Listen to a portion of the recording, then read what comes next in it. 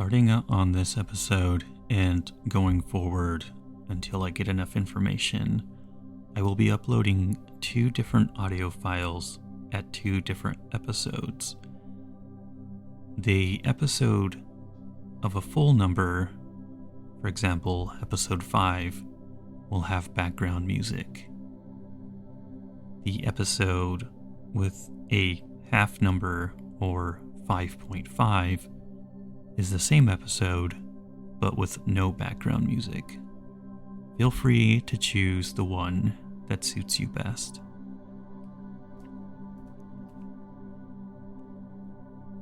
Thank you for joining episode 5. Together, let's wind down with some good news. If you've been with me since the beginning, a huge thank you for your continued support. If you've just joined, I hope this podcast finds a home among all the amazing podcasts you already listen to. I hope this podcast finds a home among all the amazing podcasts you already listen to. My only goal is that you find yourself drifting off to sleep on a note of positivity. If you enjoy my podcast and want to support what I am doing, feel free to find my link in the description to buy me a coffee. I don't offer recurring memberships, but perhaps I'll approach that in the future. I want to keep my efforts on creating quality and consistent episodes first. With all that said, let's get on with tonight's episode.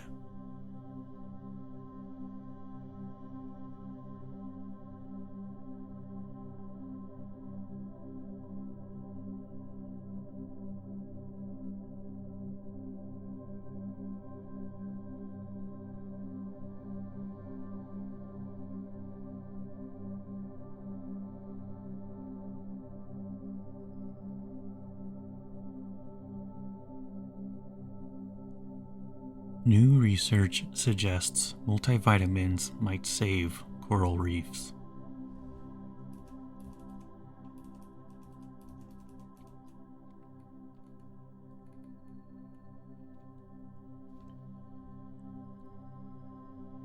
Nutrient-rich tiles may offer hope for coral reef recovery.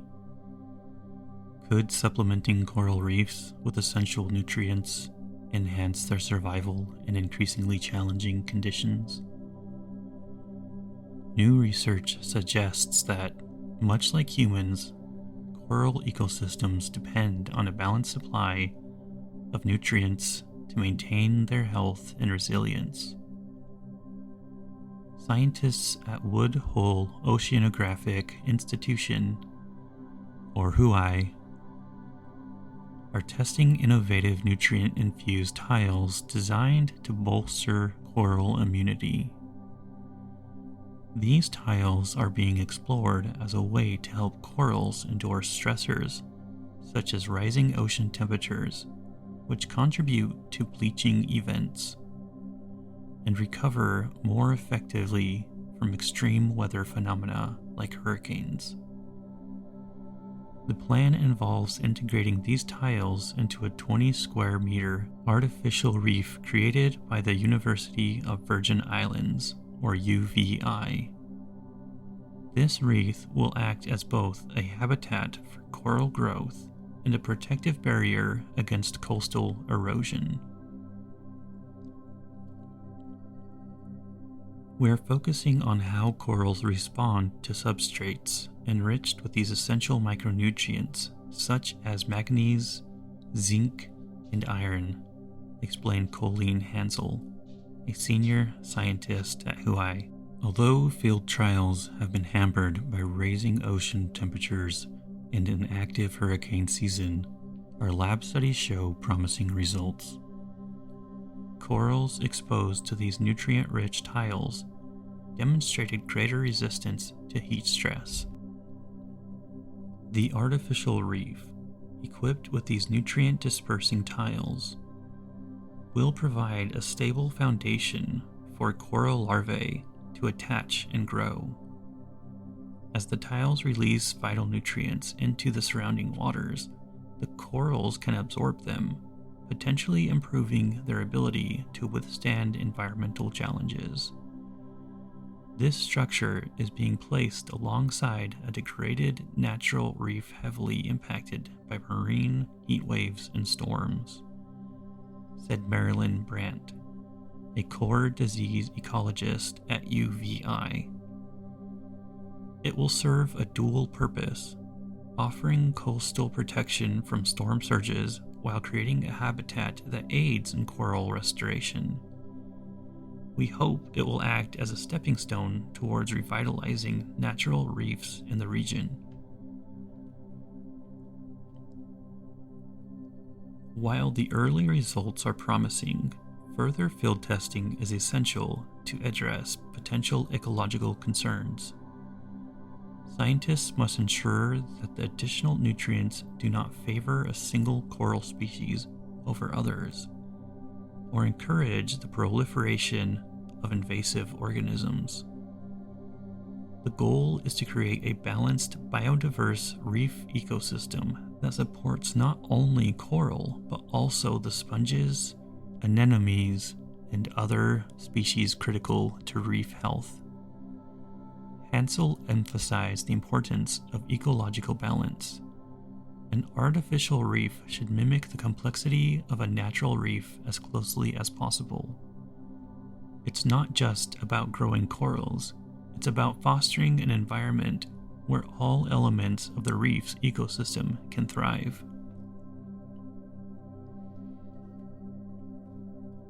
This research is part of a broader effort by Hawaii to develop creative solutions for coral conservation. Earlier this year, the Institute revealed that playing recorded sounds of thriving coral reefs can stimulate growth in degrading areas. The noise of healthy reefs produced by fish, shrimp, and other marine life appears to attract coral larvae, encouraging settlement and development. By addressing both physical and sensory aspects of coral habitats, researchers hope to pave the way for a more effective restoration strategy. The nutrient-enriched tile project and artificial reef construction represents a promising step in combating the threats facing coral reefs worldwide. As researchers refine their techniques, this innovative approach could provide a scalable method for aiding coral ecosystems, offering hope for their future in rapidly changing ocean environments. A young heart patient learns the art of pickling during hospital stay. An 8-year-old girl awaits a heart transplant at Boston Children's Hospital, BCH. Found joy in a new activity that gave her a sense of normalcy and excitement amid her challenging medical treatment. Emerson Bass, a young patient facing the usual fluid restrictions associated with heart conditions, discovered how to make her favorite food, pickles. Emerson, who has a strong fondness for salty foods, especially pickles, has been learning to manage the side effects of her condition. While most children her age might crave sweets or snacks, the limitation of salty food can make cravings even more intense. But what she didn't know was how to create the snack itself. Sarah Bryce, a chef and the program manager of culinary services at BCH, often uses food preparation as a tool to engage children like Emerson. Bryce, who is also trained as a child life specialist, has seen firsthand how cooking can break up the monotony of hospital life and create meaningful moments for young patients. I've worked with many children who have had a hard time eating due to their treatments. It might seem like a small thing, but getting a child to enjoy food can really help them feel better, Bryce explained. When Bryce learned of Emerson's love for pickles, she came up with an idea to introduce a fun, hands-on activity that would teach Emerson how to make her own pickles. I thought, what better way to pass the time and make her smile than teaching her how to make something she loves, Bryce said. When Bryce asked Emerson if she had ever made pickles, the young girl's face lit up. "No, I never even thought about it," she replied, excited by the prospect. Bryce's offer to make pickles together was met with enthusiasm. The two spent hours in the kitchen, carefully preparing a variety of vegetables for pickling. They started with cucumbers, the traditional choice, but soon expanded to include carrots, onions, and even watermelon. The vegetables were placed in various brine mixtures, including classic dill, garlic, and even a bit of Ken's Italian dressing for an extra twist. The air was filled with the smell of fresh herbs and brine as they worked, and Emerson eagerly watched as each vegetable was submerged in its flavorful soaking solution. Throughout the process, Emerson's anticipation grew, and she couldn't wait to taste the results. "This was so much fun. I can't believe I'm making my own pickles," Emerson exclaimed as she dipped the vegetables into the brine. The activity of pickling helped keep her mind off the medical procedures and long hours of waiting. After the pickles had settled, the pair decided to share the fruits of their labor with others. Bryce organized a pickle party for the hospital staff, inviting anyone who wanted to try the homemade pickles. To make the event even more fun, Bryce prepared lemonade with pickle juice ice cubes to serve alongside the briny snacks. Staff from various departments stopped by to sample the pickles, and the room was filled with laughter and lively conversation. Emerson beamed as visitors tried her homemade creations, feeling proud of the positivity impact her project had on others. "It was the best 2 hours of my life," she said, recalling the joy of seeing others enjoy her work. Beyond the fun and excitement, the pickling activity provided Emerson the sense of agency and control. In the hospital, where much of her life is dictated by her treatment schedule, having a chance to make something with her own hands was a refreshing change. It's easy to forget how much something like this can mean to a child in a hospital, Bryce said. Food is often tied to memories and emotions, and when you can make those experiences meaningful, it really helps them feel better. As the day came to a close, Emerson reflected on the experience. "I learned something new, I made new friends, and I got to eat pickles I made myself. I'll never forget this," she said. While Emerson's heart transplant remains a crucial part of her journey, moments like this give her a sense of normalcy and reminds her that even in difficult circumstances, there are opportunities for joy, learning, and connection.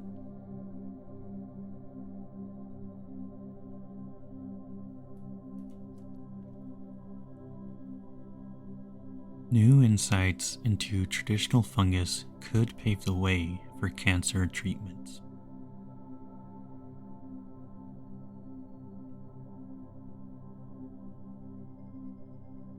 Researchers in Nottingham, United Kingdom, have made a significant breakthrough in understanding how a compound from a traditional Asian medicine might offer new hope in the fight against cancer. The compound, known as cordycepin, is produced by a caterpillar fungus and has been used in Eastern medicine for its perceived health benefits. However, its exact effects on human health had not been fully understood until now. A team from the University of Nottingham, led by Dr. Cornelia de Moore from the School of Pharmacy, has made critical strides in uncovering how cordycepin might be used to combat cancer. Their study, published in Feb's Letter, utilized advanced techniques to examine the effects of cordycepin on thousands of genes within different cell lines. Their research shows that cordycepin interferes with the signals that lead to abnormal cell growth, something commonly associated with cancer. We've been studying the impact of cordycepin in a range of diseases for years, and with each new experiment, we get closer to understanding how it could play a role in treating cancer, Dr. de Moore explained. Thanks to technological advancements, we're now able to perform these large-scale experiments more easily and affordably, which has allowed us to analyze thousands of genes simultaneously. The compound is derived from Cordyceps militaris, a bright orange fungus that infects caterpillars, producing cordycepin as one of its natural byproducts.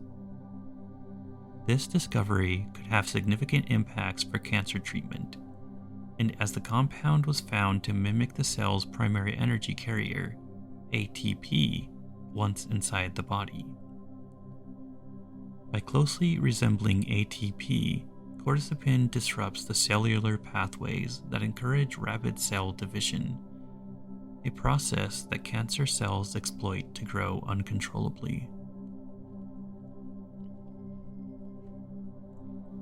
The data we've collected shows that cordycepin holds real potential as a foundation for developing new cancer therapies, said Dr. de Moore. Its ability to interfere with the mechanisms that drive cancer cell growth could offer a less harmful approach compared to some current treatments that damage healthy cells and tissues.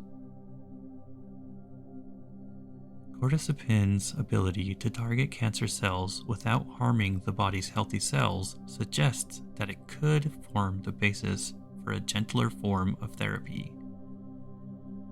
Traditional treatments such as chemotherapy often come with severe side effects, as they target both the healthy and cancerous cells.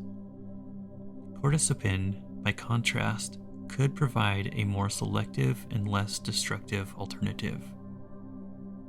Cordyceps militaris, the fungus from which cordycepin is derived, has been used for centuries in Chinese and Tibetan medicine for its restorative effects.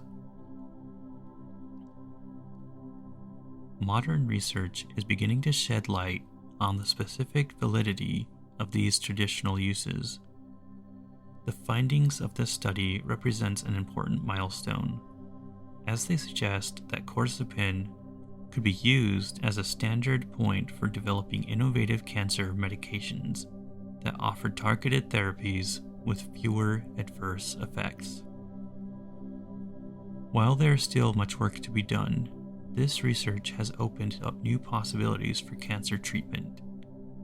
By tapping into the healing potential of natural compounds like cordycepin, scientists are taking important steps toward treatments that could reduce the burden on patients and improve outcomes in cancer care. The road ahead may be challenging, but this discovery provides a promising foundation for the continued development of more effective cancer treatments.